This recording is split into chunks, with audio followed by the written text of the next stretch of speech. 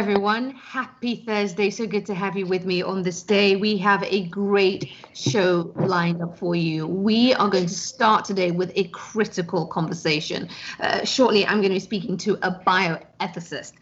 We are all aware of this race to get a race to get a vaccine to battle coronavirus and the disease it causes, COVID-19. But with that race, there are increasing questions about ethics and the response. We're concerned not just about things being done properly, but also there are concerns of vaccine nationalism. There are concerns that Africa will be disproportionately targeted in any kind of clinical trials. We're going to be having this very important conversation in just a few minutes, so stay with us for that.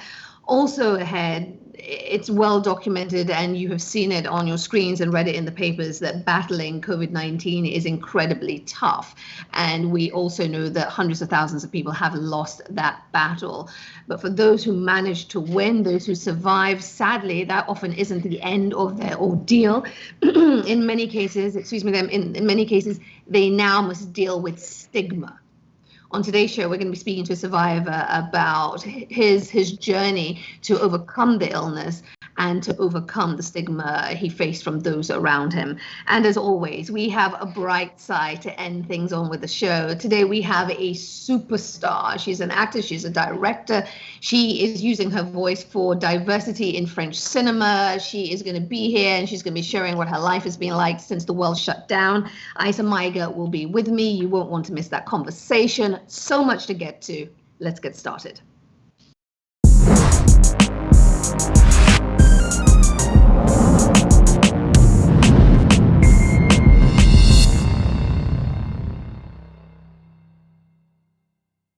So as governments and officials around the world scramble to navigate a way out of this pandemic, we also must have a conversation about it being an ethical path that they land on.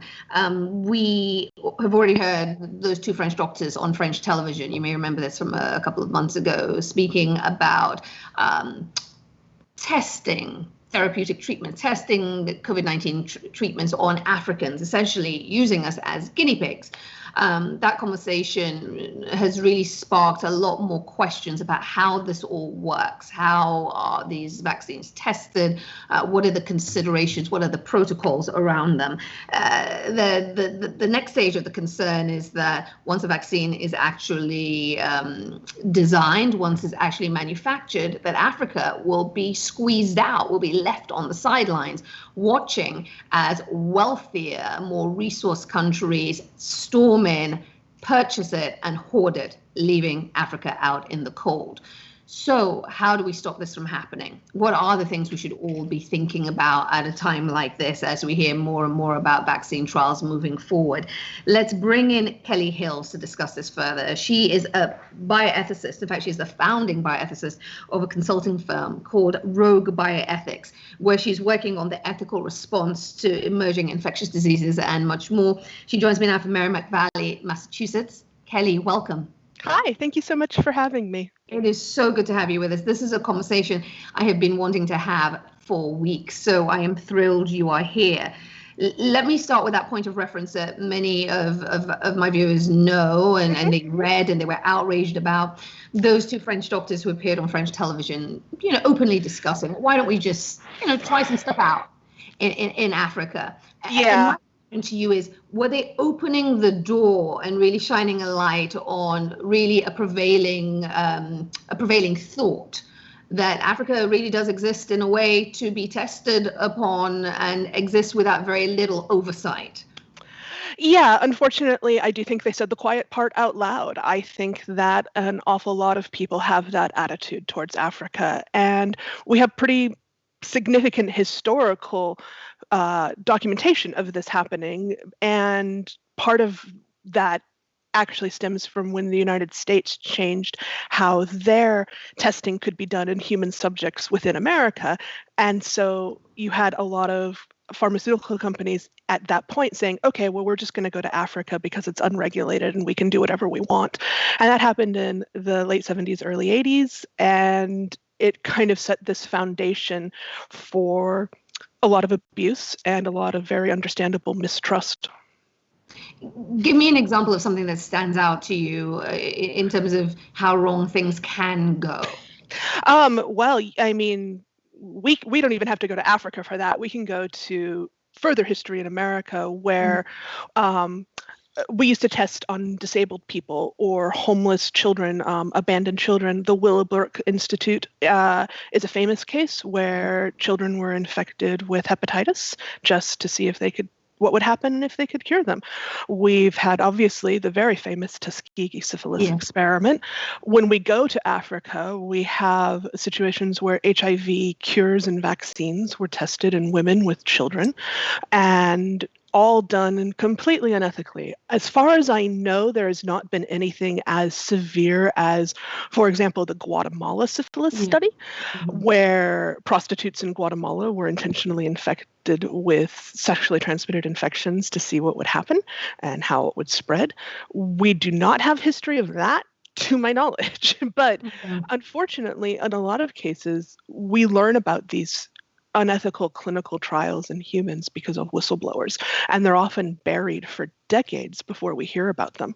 So what are the protocols? What are the protocols in place that are supposed to stop this kind of thing from happening? Well, in theory, there are some international regulations. One of the actually strongest ones, which is kind of horrific if you think about it, is that we have, if you want to publish your scientific research, you obviously want to publish it in Nature or Science or one of these prestige journals. And in order to do that, you have to follow what's called the Committee for Publication Ethics Guidelines, because they're all members of COPE. And that means you have to follow the Declaration of Helsinki, which is a voluntary agreement about how to handle human subjects research. However, practically speaking, most of these journals, so we're setting up these journals, one, as gatekeepers for ethics worldwide, which is just, I know many of these journal editors, they're very nice people, but they shouldn't be like determining the ethical nature of an experiment. But we don't even actually generally ask for review. We just say, did you follow the declaration? Yes or no. Wow. So you can see where the problems come into. So separate from that, in theory, every country should have their own research ethics guidelines. Some are stronger than others. Some are more enforced than others. And so it is not uncommon, much like people might shop for doctors, for people doing clinical trials to shop for places where they feel that human subjects research may not be as carefully regulated as it is in other places. So this is even though I've read a lot of this stuff, to hear it coming from someone like yourself who is studying it and who is looking at how to make it better, it's so troubling when you see the speed with which they're moving to get vaccine. Yes, Tell me about, first of all, if you think it's inappropriate, the speed, if you're concerned. Oh, yes. And what comes up with it? What are the questions? What are the concerns for you as a bioethicist? Well, I think that when we're looking at any kind of framework, when we're talking about vaccines, we want to look in terms of ethical frameworks. Are we protecting vulnerable groups? Are the risks acceptable to what's being done? Is the scientific validity there? And there are a couple of other things. One of the ones that we don't talk about a lot that I think is actually very important is we need to look at the social environment in which the vaccine is being developed. Right now, we have this drumbeat of we must have a vaccine. Nothing will go back to normal without a vaccine. We have 18 months, 2 years longer before we return to normal. And for a lot of people, that return to normal is when they're going to be seeing paychecks again. And so we have this crushing economic problem worldwide. And the solution that has been proposed is not universal basic income. It's not anything on a social net side. It's just vaccine, maybe therapeutic, but mostly vaccine. And so it creates this intense pressure, right? Because, oh my God, how dare you, bioethicist, get in front of the entire world and say, yeah, I don't know that that's necessarily following the correct ethical protocols, and we may actually be violating an awful lot of rights and threatening a lot of lives. Because On the other hand, you have all these people who might die anyhow, and you have all the economics. And so, yeah, you kind of get a bad rap when you're standing there going, wait, we need to stop and think about this and make sure that we're not repeating mistakes of the past and make sure we're not contributing to already established injustices or making things worse.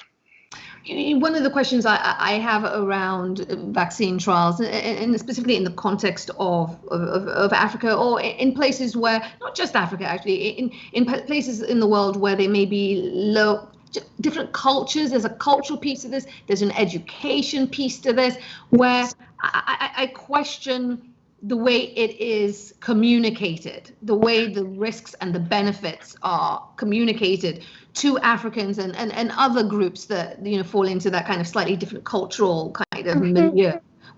Talk to me about that. It's always an issue when you're talking about clinical trial research, whether or not you're adequately conveying the risks. And that's one of the reasons we do actually require any kind of human subjects research, or including clinical trials, to go before an institutional review board. In the America, we call it that. It's a review ethics committee elsewhere. And basically, it's a committee who is made up of a bunch of community participants, lawyers, healthcare workers. They can be bioethicists, not always, and they review the documentation. In theory, part of that review should also happen in the country the tests are happening in, and it should be reviewed by that country, including consent documentations, which should go through what's going on, what the research is for, how it will affect the person who's being researched on, what kind of benefits they should receive or not receive, what kind of benefits their community may or may not receive. All of this should be conveyed and reviewed before anything begins by a high-level committee in a government. Does it happen all the time? Obviously not. And we have a problem just across the board, making sure that these documents are written in a language that people understand. Scientists like their medicalese and their researchese. And I'm guilty of it too. I slip into bioethics-ese a lot and people have to go, wait, hey, stop, what does that mean? And I appreciate it when people say that. A lot of times people don't appreciate it and they don't like being corrected, and it can be a very acrimonious relationship, so people often don't push back as hard as they should. They get these documents, they take them out into the community, and then you have somebody who is hopefully fluent in the native language going over these documents. Now, in an ideal situation, all of the documents that have been done about risks, the vaccine, the trial, everything should have been back translated, which means they should be taken from English or whatever language they were written in, translated into the local language by one interpreter, and then a second interpreter should translate it back into the native language the document was written in, and compared to make sure that everything is accurate. How often does that happen? I know of one instance, and I was the consultant on that particular situation, so I could make sure that happened. So there's the ideal. There's the reality that I try to influence, and then there's everything else, which can just be a random crapshoot, to be honest. There are absolute horror stories that come out of the Ebola research done in Africa, particularly the DRC in the 80s and 90s, about people in white bunny suits coming in, not speaking any of the local languages, and going up to people who had Ebola, drawing blood, not telling them what was going on, and then disappearing. And a lot of times the Ebola victims would die after this happened. And that's part of where this belief that Westerners were coming in and stealing African blood came from. And that's something that we still actually run into when we're doing Ebola research, in particular during outbreaks. There's a fear of people who are affected thinking, hey, you're just coming in to drain my physical resource, my blood, which is incredibly valuable. I mean, everybody has the internet, so everyone knows just how valuable these vials of Ebola blood can be. And, there's definitely the feeling, and I think it's very accurate, even if it's not true, that people are draining blood for the health of Westerners. There's absolutely truth in the belief that what Westerners are doing with the blood is for Western benefit and not African benefit. Wow. Kelly Hill, we want you to come back and keep this conversation going if we can find some time in your busy calendar, because there is so much more to discuss as UN AIDS and a host of dignitaries join forces to push for a people's vaccine. Yes. That we'll see Africa kept where they should be on the table and able to gain absolutely for whatever comes up. So Kelly Hills, we're going to leave it there for today, but thank you so much. You've given us so much to think about, and we look forward to welcoming you back soon. Thank you. I would be delighted to do so. Thank you. Be safe. Thank you. Thank you. Wow. So much to think about there. Send me your thoughts. Let me know what you made of that conversation and the concerns you have around the speed towards getting a vaccine to battle COVID-19. I want to move on quickly and bring you the numbers now. Every day on the show, we bring you a check of the numbers, the spread of coronavirus on the continent. We always start with a big picture. How many total cases, confirmed cases, do we have right now? Take a look at your screens with me. Right now, currently confirmed cases, 97,006. As you see there, of those that are active, over 55,662. The deaths, confirmed deaths, have gone over the 3,000 mark, 3,032. Let's drill down regional view as we always do. In Northern Africa, Egypt is still way out in front in the region. The government has just announced an expansion in testing, though, in Egypt, saying they'll offer testing in their 320 general hospitals to anyone showing symptoms of the virus. Confirmed cases in Egypt, 14,229. Deaths, as you see there, 680. Turning to Algeria, the second most impacted country in the region. They have 7,542 cases, deaths 568. We are keeping an eye on Algeria. You may be aware of the fact that they just jailed 3 activists for posts that they put on Facebook. It's been deemed that they were essentially damaging to the national interest. Some analysts and people in the country are worried that they're using this coronavirus pandemic to crush any kind of dissent. So we continue to watch Algeria. Turn to Central Africa, where Cameroon is the most impacted country there. The numbers of confirmed cases have gone up. The country has 3,733, and of deaths, 146. After 2 months of silence and mounting speculation that he was actually dead, the Cameroonian President Paul Biya has re-emerged, appeared on national television in an address, urging people to follow the government measures to curb the pandemic. So Paul Biya of Cameroon emerges after months of silence, and Cameroon's numbers are going up. We're also watching Gabon in Central Africa, a population of just 2 million. They have eased restrictions, confirmed cases 1,567, deaths 12. Let's look at West Africa, my region. Total confirmed cases in Nigeria, 6,677. The deaths, 200. Concerns mounting about what is happening in the north, where the numbers continue to go up. The governors all expressing concern about northern Nigeria. Staying in the region, Sierra Leone, my home country, 570 confirmed cases, deaths now 34. I want to turn to East Africa. Kenya has gone past the 1,000 cases mark. That happened on Wednesday. Confirmed cases now 1,029, deaths 50. Tanzania. If you watch the show, you'll know that every day we talk about Tanzania. Tanzania, no new data since April 29th, but I will continue to keep making that point. No new data out of Tanzania. The president says the numbers are going down. We have nothing to support that the numbers since April 29th, 509 confirmed cases, 21 deaths. Again, there's an asterisk by those numbers. They mean nothing. We haven't had data in weeks. Let's finish up in South Africa. Another day, another increase in case numbers in South Africa. The country still leading the way on the continent as a whole in terms of most cases, 19,137, deaths, 3,069 in South Africa. According to some modeling, their peak will be in August. Let's finish with Botswana, neighboring Botswana. They have ended their 48-day lockdown. They've eased restrictions. Businesses, schools are open.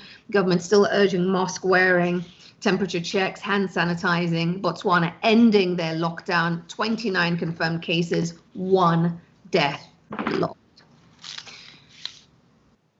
I gave you a breakdown of the numbers. I want to hear what you think as you get that sense of the continent and where we are in terms of the spread of the virus. What do you think about the situation? Send us your thoughts, send us your questions. Tell me what's on your mind. You can send them to Facebook in real time while the show is happening. We want to hear from you. What are the stories that you want to know more about? What are the perspectives that you want to share? Write in real time while the show is going on. That's why I love doing the show, because you are part of the conversation as it is happening. So do that. Take it a step further. Send us a video. Send us a video. It doesn't have to be long, about 2 minutes. Just say your name, where you are right now, and what's on your mind that is pandemic related.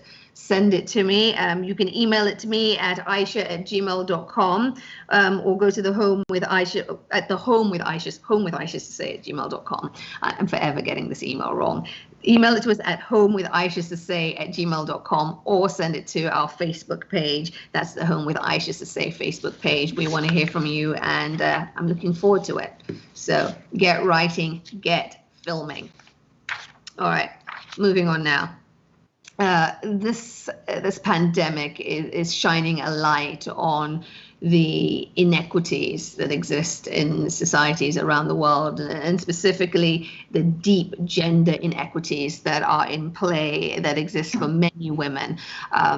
It's exposing the economic hardships. It's shining a light on the emotional toll that many women are living under, and this is just exacerbating it. And also, worst of all, this pandemic has really surfaced the issue and the magnitude of the issue of domestic violence. We have seen an increase in cases right around the world. In fact, according to a recent report put out by the United Nations, 243 million women around the world between the ages of 15 and 19 have experienced sexual or physical violence in the last 12 months. So this was a problem that was already in play. This pandemic is shining a light. It's surfacing it, and in some ways it is intensifying it, worsening it in some context. We want to discuss what's at stake and the impact of this pandemic through a gender lens, how it's impacting women specifically. I'm so pleased to welcome to the show someone I've known for a great length of time, and someone I admire greatly for all the work she's doing as Executive Director as UN Women. Phumzile Mlambo joins me now from Johannesburg. Phumzile, welcome.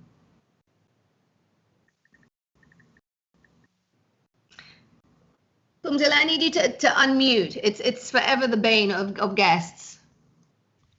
Of course, sorry. It's okay. I know you've been doing these back to back for days. Yeah. You have been looking very carefully at the data to see what this pandemic means for women and what it means for gender inequities. What are you seeing? Well, you know, every pandemic has a gender dimension, and this pandemic is not different. It hits women much more and disproportionately. For instance, just look at women health workers. Women are holding more than half of the sky right now. Yeah. If women's tired arms from holding the sky as health workers were to drop their arms, we did. Because they are the majority of health workers. They are on average about 80% of nurses. When you put cleaners and people who do ancillary jobs in the health and the hospital environment, you go up to 90 in some countries. So I just want to just say bravo to women for protecting all of us, and said they don't get the recognition. Secondly, go ahead. Sorry. yeah, I mean, And of course, there is the unpaid care burden that women are providing a lot of the care that is needed in a time like this, but they've always provided more of the care that is needed in a home environment. They look after the sick in every society, and that is women and girls. In some cases, girls don't even go to school because they have to look after the sick. They also fetch water in countries where you don't have running water. So this washing hands, the burden is on the women to make sure that the water runs if the water is not being provided.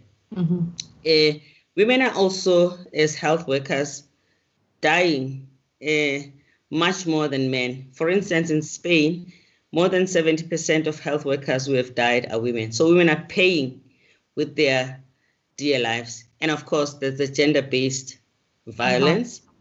To the extent that technology has become so important and we've been exposed to be so inadequate in the infrastructure that is needed for our children and for the future of work for adults.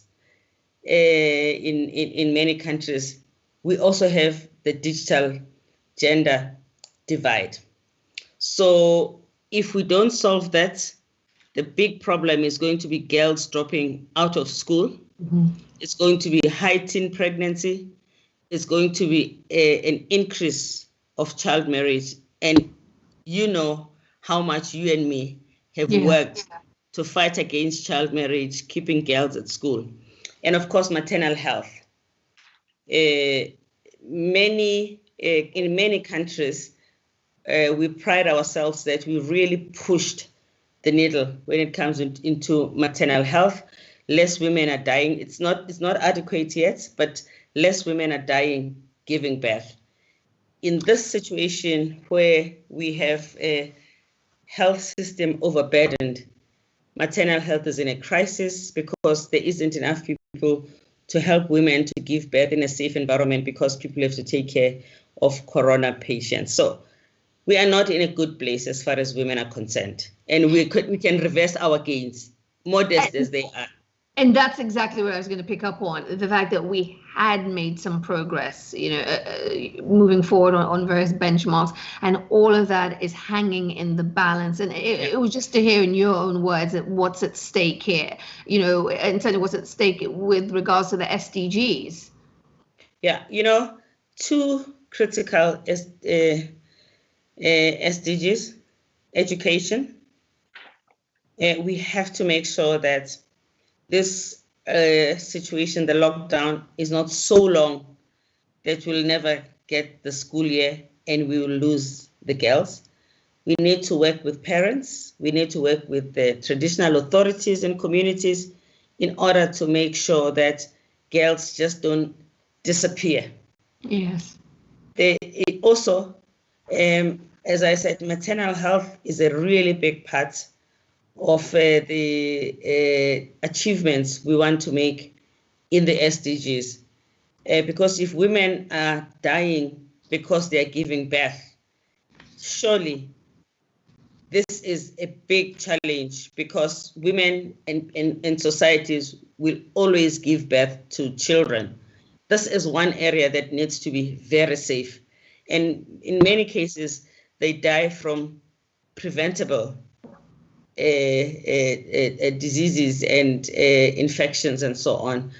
So in the last 25 years of implementing the Beijing Declaration, maternal health and girls' education have been our golden stars. And these are the two in this context that are being challenged. But also, in Beijing, we did not have the issue of technology, but now it is a big issue. And we are worried that if women do not leap into the 21st century by having access to adequate technology, it's another industrial revolution in which women miss out. So we are peddling in many ways to convince governments that this is an opportunity to address these problems which you should have addressed many years ago in any case. And the response, the reaction, I mean, talk to me about where you're gaining traction and you feel you're stemming the tide.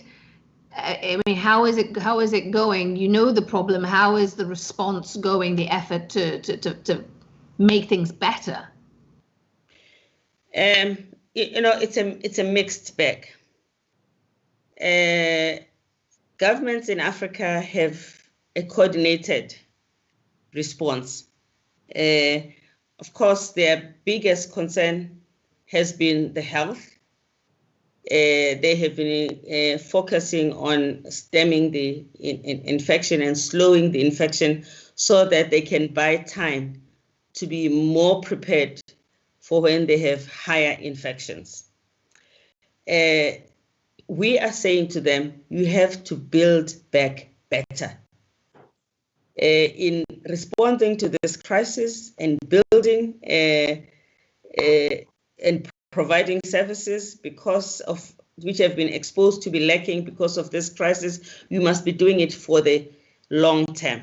Mm-hmm. And many of them are saying we don't have the fiscal space to spend. And we are looking at the kinds of resources they're now getting from the international development finance institutions and trying to make sure that these are directed to cracking these problems that need to be solved for the long term, not just for Corona. Water and sanitation,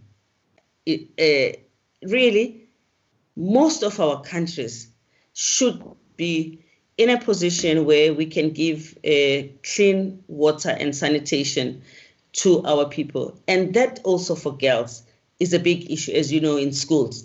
Yeah. Where you don't have water and clean sanitations, girls drop out of school. So we are not in a good place yet. But I must also say that they are listening, they are grappling with us. And I need to also take my head off for CDC Africa, mm-hmm. Who is a new institution, and it's good to have them. I think it would be much worse if we did not have CDC Africa on the continent. Also, it would be much worse if the AU was not as cohesive. Coordinated mm-hmm. the way it is now, but it just does not have adequate resources. Africa also is not doing a good job in dealing with violence against women. Mm-hmm. So we need to push them. So there's a lot of stuff on the table. But Aisha, I prefer to say we should not waste a good crisis. A crisis sometimes is an opportunity. Mm-hmm. Many of us, women's organizations, are using this as a time to put as much pressure as we can to get part of the solutions that would otherwise take us 10 years and so on, to make sure that these solutions are brought into bear while we are fighting the coronavirus to the extent that we can. The ones that have to do with schools, mm-hmm. Clean water, mm-hmm. Making sure also that we position women as leaders, because in the health sector, there isn't a problem of a pipeline. Women are there. In countries like Sierra Leone, like Liberia, that learned from Ebola, they are using women more effectively. We want to see that happening in most of the countries in the continent. Over. Well, I should say, Phumzile, we are grateful to know that you are on the front lines of this battle, advocating for women and girls and forcing governments, grappling with them, but winning in the efforts to make them understand what's at stake and why we have to build back better. Always grateful to spend time with you and to hear your thoughts. Phumzile Lambanguka, thank you so much for your time. Please stay safe there in Joburg. Okay, thank you. Thank you, Aisha, and good luck with this program. It's really exciting that you're doing this work. Thank you. Thank you. Okay, thank you. Take care. Bye. Speak to you soon. Take care. Okay, bye. Bye. You heard it there from Pumzile. We have to build back better. We shouldn't be dealing with issues of clean water and sanitation on the continent to the scale that we're need to tackle this digital divide that has women on the sidelines right now, not fully participating. We cannot lose the gains made on maternal health and in education. We have to build back better. We have to hold our governments accountable, and we have to make sure they understand what the priorities should be. So good to talk to Pumzile about this. You have been writing in, and I am so grateful to you. I'm going to go to the top, and we have people in from Sierra Leone. Thank you. My people are in the house. Thank you so much. Alhaji Amra Kade is here and sending, Kebe, I should say, sending kind words for the work that we're doing. Kadimansare, Augusta Koroma is in the house. Thank you so much. People watching from Sierra Leone, people watching from all over the place. Lots of people with kind comments and enjoying the show. Comrade Jakada, Bev Archibald here, Adama Maxil, Tom Salif, Kadi Mansoure, our scientists should create a CDC for Africa that would include the best across Africa. You know, they're building. The Africa CDC came into being after Ebola, the 2014 Ebola outbreak, and as you'll know, we had the CDC Executive Director John Nkengasong on the show a few weeks ago, and they definitely have the intention of doing good work, and they are marshalling a response on the continent. So, you know, we support what they're doing. Augusta Koroma, very, very vital. We are all ears. Margaret Moiba, Africans around the globe will stay woke. I think this is in response to the vaccine conversation that we were having with Kelly Hills. We have to stay alert. We have to stay alert. We have to keep watching what is happening. We cannot just, you know, tune out and let these vaccine trials happen in Africa without paying close attention. Martha Sesay, only if African leaders value their continent and its people, then the West will treat us as human. We have it all. We have all it takes to make us rich and independent. Lots of comments. I want to say thank you. Sarah Williams is in the house. Cecilia Greenfooty, thanks Pumzile for gracing us with your presence. Kadi Mansoure, again, women are holding the fort. Cecilia, one last comment that I want to read out. There's so many and I'm reading them in real time, so forgive me. Alhaji Amrokabe says, gender disparity should be the main focus after COVID-19. The very existence of humanity is at stake if women are continuously marginalized politically, economically, and socially. We have a moral obligation to get things done in the right direction. Women deserve better. I absolutely agree. Denmark's in the house, Kenya, Liberia, all over the place. I want to say thank you to each and every one of you for joining in, for being here with me for this hour, and for writing in. Thank you. Keep writing. All right, let's move on. The World Health Assembly met a few days ago. The first time they've held a virtual session in, I think, 73 years. It was their 73rd session, the first time it's been virtual. The reason, you know, because people can't be jet setting anywhere right now when we're trying to maintain social distancing and stay safe. So they did it virtually, but they had two sessions. And one of the things they did was adopt a historic resolution to bring the world together to fight against this deadly virus. That comes as you may have seen in the news yesterday that we have gone past the 5 million mark in terms of global cases. And the WHO also revealed yesterday that we saw the largest single day increase in coronavirus cases. So Wednesday, we saw 106,000 new confirmed cases, and we went past 5 million globally. But it wasn't a smooth sail at the World Health Assembly. They went into it with America threatening to cut funding, with much of the world expressing its concerns around China and the initial handling of the outbreak. And then there's the question that came up of the US, would they even stay in the WHO? There was a lot that happened. It was tumultuous. There was only one person who could help us sift through this all. She is the brightest person I know, with the biggest brain that I've come across. You always make me feel really good about myself, you know. I went for a light. I'm a hype woman. I'm here to hype you up. Mind. Arundhati Virji, friend of the show, former CNN anchor, dear friend, colleague. She's also, because on pain of death, I must say, she's a senior fellow at the Center for Strategic and International Studies. I wrote it on my arm. And she joins us now to help us make sense of what in the world went down at this assembly.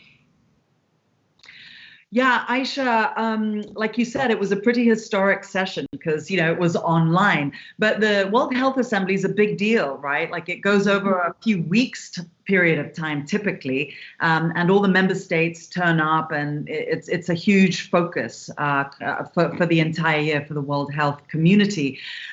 This is the decision-making body of the World Health Organization. So the member states, they come and they hash out the issues that and the agenda for global health that's usually set by the executive board of the World Health Organization. So that's kind of like how the bureaucracy and all that is set up, right? Okay. So like you said, it was a couple of sessions. Usually it's about 3 weeks or so. And the big headline here, and we'll get into the fighting, but the core takeaway is that a resolution was adopted that essentially said that that was endorsed by everyone at the World Health Assembly, and essentially said that we will investigate the root cause of the virus together. And they said there will be a mechanism to do this. There will be a probe, and we as a world community are going to get to the bottom of it. We're going to fight COVID as best we can, but you know, the flashpoint has been China, right? They didn't. The word China wasn't mentioned in this resolution, but everybody basically has said, you know, you need to establish an inquiry into China, and China's been opposing that inquiry, and the Assembly has said, okay, we'll go along with the probe. I do know, and so just give me some context. I do know that the WHO, you and I've talked about it, is only as strong as its members and can only go as far as the will of its members. Right. Do we think this is an investigation or a probe that's going to be meaningful? Yeah, you know, that's really quite crucial, actually. It's got to be meaningful. It's got to be credible. So there are still some question marks here about, you know, Aisha, for example, how is it going to be carried out? What kind of a degree of independence is whatever makes up the probe committee or the infrastructure? What are they going to have? Who's going to be on it? What's the timeline here? Even the World Health Organization's own role in this entire pandemic is going to be looked at, right? And Dr. Tedros has acknowledged that, yeah, you know, there may have been some missteps, and whatever has come from this, what will come from this probe, we are ultimately going to take it as a lesson learned and move on. So the probe is going to get to the bottom of how this has spread, but all these questions about the mechanisms are going to need to be addressed. All right. So we talked about China, to quote, or to say it in the way China. We talked about them. Should we talk about the United States and how they rolled at the WHO Assembly? How did they behave? So let's get into that spat. Not well, right? And so essentially, the Chinese came out at the beginning and said, we pledge $2 billion to fight the pandemic, and we pledged $2 billion to the World Health Organization. That's more than 2 times the amount that the US typically has contributed. That's before Trump suspended and cut off the funding, essentially. The US funds about $553.1 million to the World Health Organization. So China came out of the gate and said, here, $2 billion. They're like, I'm throwing it down.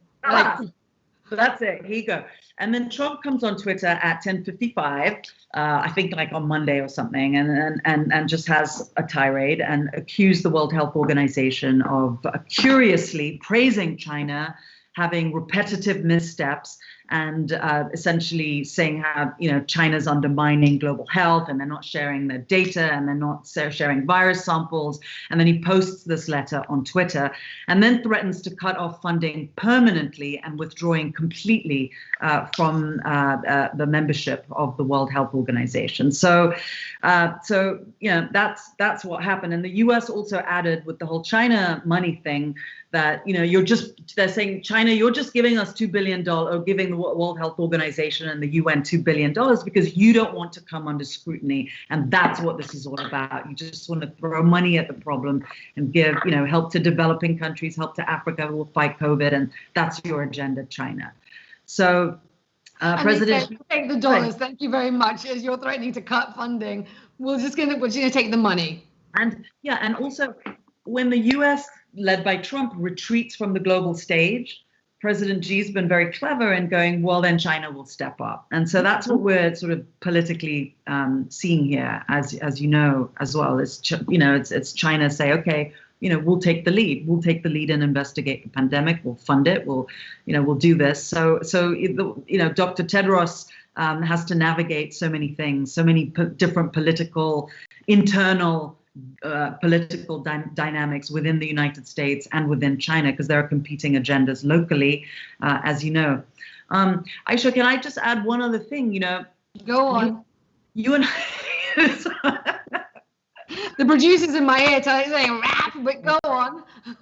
Okay, remember when we were at CNN and we were covering nukes and the nuclear issue and the International Atomic Energy Agency and stuff like that. So I just want to say that the IAEA is a UN agency. So is the World Health Organization.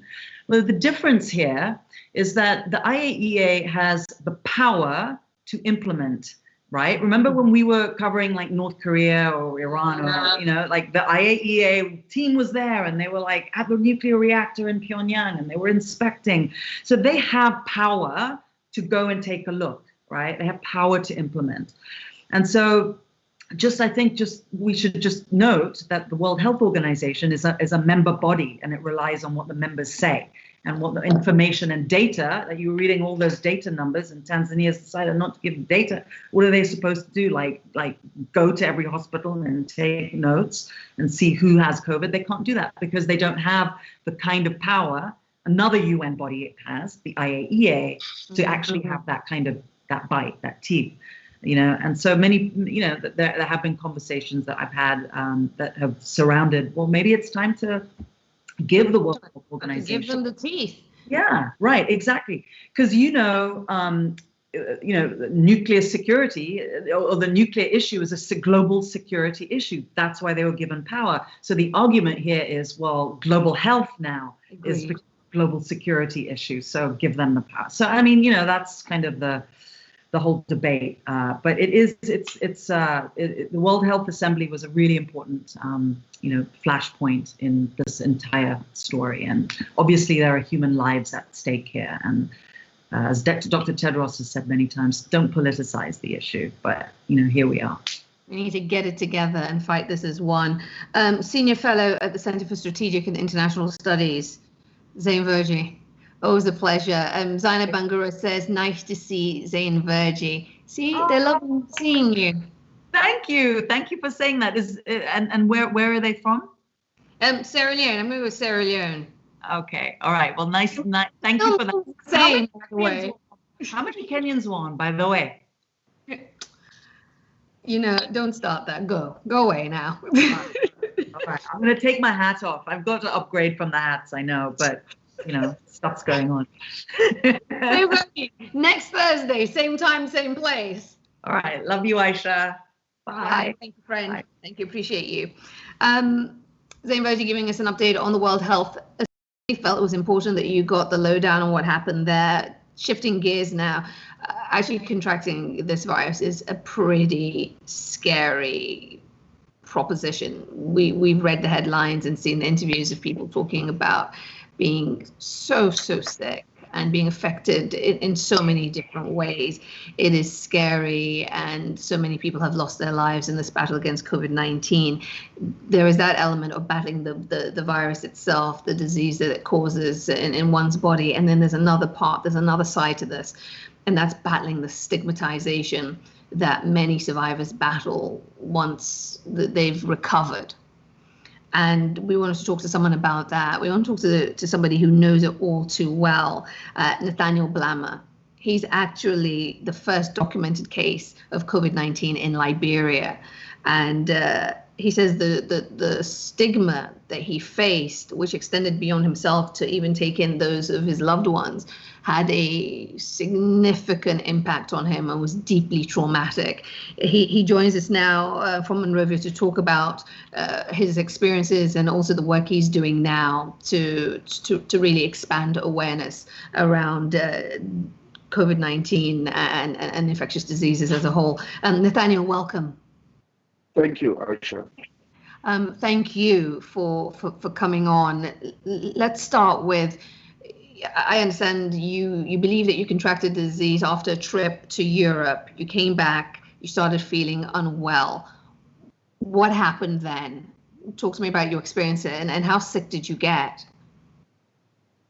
Well, I came back from Geneva, Switzerland, and I slept. The next morning. I felt a strange cold, and I tried to treat it on my own, but just couldn't go away. And I reached out to the health authorities and asked if we had, at the time in Africa, it was quite new, and there was not much cases in Africa. And so there was this doubt about if it is real and even if we in Africa had testing capabilities. And so I reached out to the health authorities and asked if they had some testing capabilities in town. And they told me yes. I said, I would like to be tested because I just returned from Europe and I felt strange. I felt this way. So if we have ways to be tested, I would like to be tested just to safeguard maybe the general public, my loved ones, closest associates. So yes, they came and collected my specimen. And then the next morning I was informed that my result came back positive. And from there on, things happened so fast, and unimaginably things blew up. And there was public reaction, and there were, when I was home, when the health authorities came at my house to take me from home, to take me to the treatment center, some of the community members or people from adjacent community rushed up on my house, and the police had to come in to safeguard the house, and try to drive the people away because, this thing had been announced as a deadly sickness. So was like I brought the sickness in the country, and so it was this public perception about it. So yes, it was traumatic. Tell me how you were feeling at that time. Of course, you are physically dealing with the effects of this disease, but then now there's this new layer of knowing that your community is not standing with you. Talk to me about what was going through your mind at that time. When I say that my community, is not just people in my immediate neighbor. The whole community. I'm talking about maybe the whole Monrovia, maybe the whole country. And so it was like a panic, that gripped the town, and the fear that ran through the town of, oh, this thing is here now, and this person brought it. It was, I know it's a global public health crisis, but the way, the interpretation among the ordinary people was just unimaginable, and people took it as a death sentence. And so, if someone brought something of such, or someone has contracted something of such, people felt like, okay, he will die, but he's going to kill all of us. It's that kind of perception. So it was not just people within my immediate neighborhood.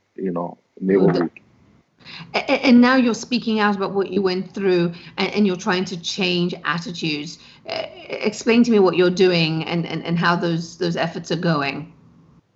I think we've been able to, first of all, there was this public perception that this whole thing is fake. And it took long for people to believe that the COVID is real. And people try to, if have a get money from somewhere.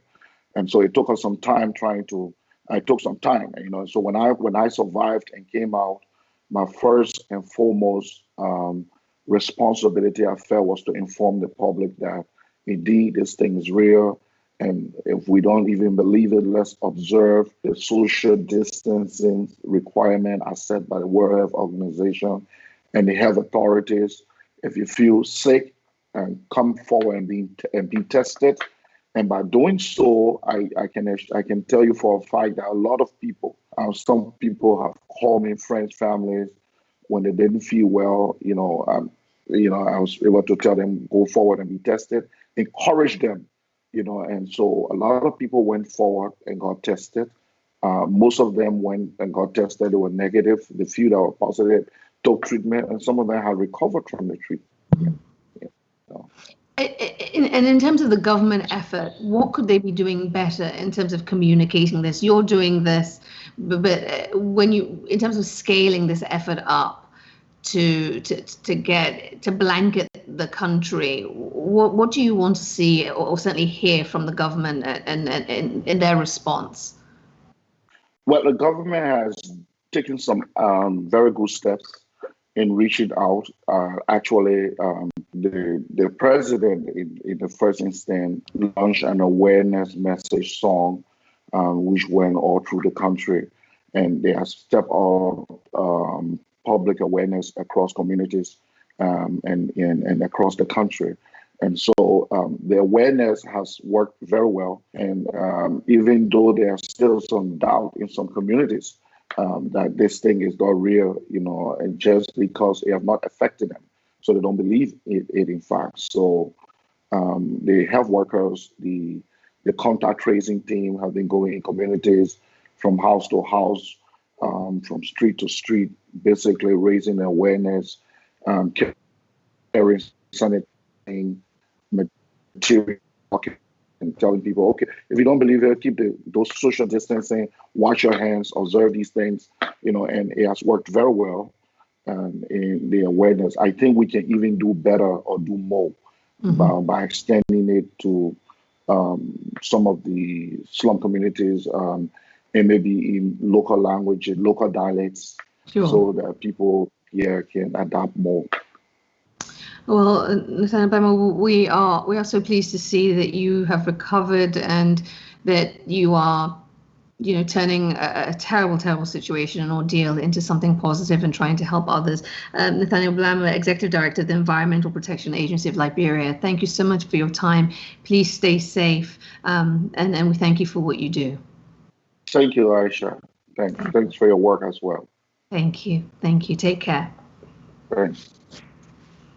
We have to battle the stigma piece. This disease is too serious for us to have to deal with the second battle of people feeling stigmatized, shamed, and cast out. It's absolutely critical that we convey that this is a serious disease, but it is not an automatic death sentence, and we stand with those who are impacted by it. It's really important. Before I move on and give you the 5 takeaways, this comment by Cecilia Green-Foote that I think is important. We thank God that you're alive. I'm referring to Mr. Blama there. The problem we have with Africa is that we easily disassociate ourselves from our loved ones because of a crisis. What do you think should be done to educate our masses on behaviors from society as a whole? Everybody weigh into that. What do we do? How do we make this better? Almost out of time, but I want to leave you with the 5 stories that we are keeping an eye on for you in the hours ahead. Kenya has broken a new record, 80 new confirmed coronavirus cases in the last 24 hours. That actually breaks the previous day's record, where they had 60 new confirmed cases, but Kenya setting a new record on this day, 80 new ones. Meanwhile, there are sensitization efforts being stepped up in the country. Over in Wajir County, the local government has started a community health workers program using volunteers, 1,000 of them, to basically step up the messaging to get people to take this seriously. Heading to Nigeria now, where threats to go on strike have been halted. Thankfully, the Nigerian doctors doctors of Lagos had been threatening to go on strike a couple of days ago because of reports that they were being harassed by local police as they try to make their way through through the commercial capital during curfew hours. Now, to be clear, healthcare workers have been designated essential and so have an exemption during these curfew hours, but they say they were being harassed by police. Things escalated to the point where doctors in Lagos were threatening to go on strike. That has been averted. They've halted, and they say that things will go on as normal thanks to the intervention of the Lagos state governance. So that standoff is over. Turning to Uganda quickly, they have revised their coronavirus caseload. They revised the tally. Essentially, it's gone down because, according to the health minister, the president, Yoweri Museveni, asked that the infections of foreign lorry drivers be expunged from Uganda's own tally and be given to their country of origin. So basically, if you were in Uganda, but you're from another place and you tested positive, President Museveni of Uganda says you should not be included in Uganda's numbers for coronavirus cases. So they have now revised their tally, and it has now gone from 260 to 145. The 100 or so infected drivers who were expunged, we don't know which countries they belong to, but they're not on Uganda's record anymore. Number 4. Tanzania, always got to get Tanzania in. Well, as you know, they stay in the headlines, and now the president is saying that university students and secondary school students in their final year will be back in school on June 1st. On the same day, sporting events will also resume.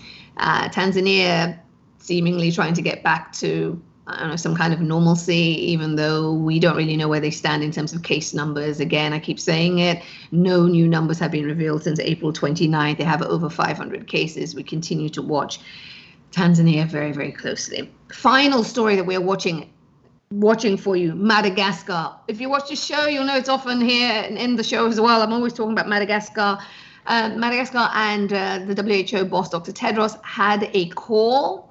We are hearing that it was a good call. Both of them put out tweets. This is what President Rajoelina of Madagascar said. He said, WHO has agreed to support the country's clinical observation process. That would be of the COVID organics tonic.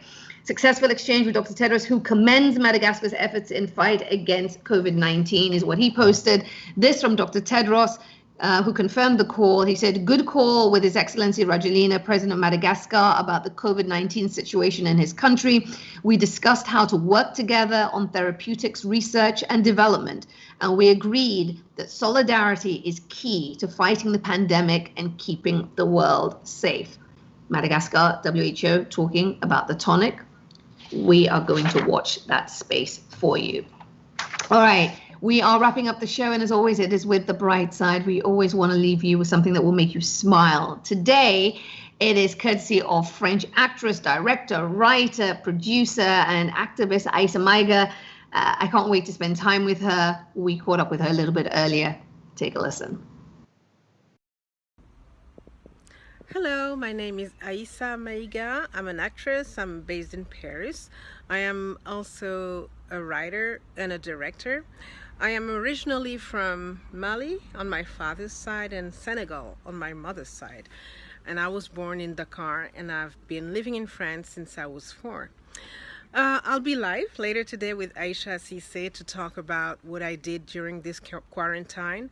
Actually, I've just bought a house near Paris, which is new for me because I've always lived in the city, and for the first time I'm living in a house with a garden, which is a huge privilege right now during these times of COVID-19. What I did is work on the renovation of this house, which is a lot, and I've also worked on the preparation of the editing of my documentary film that I'm co-directing with Isabel Simeoni. I launched a book 2 years ago. The title in French is powerful. It's called Noir n'est pas mon métier. And in English, I could translate it by being black is not my job. Because actually, as a female, as a black woman in the French film industry, we go through a lot. So even if I'm personally happy with my career, I wanted to make our voices heard.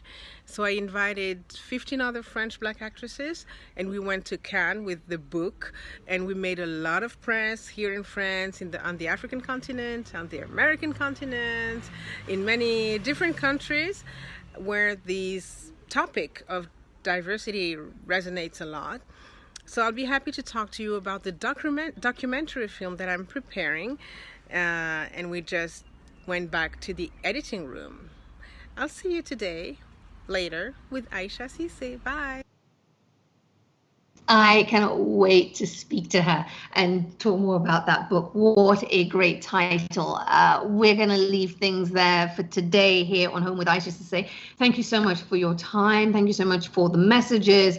I hope you will join us on Monday. No show tomorrow, but I will be on Instagram if you want to hang out. We'll be doing Chop and Chill. We're supporting African businesses and African charities. So you can meet me on Instagram at 1 p.m.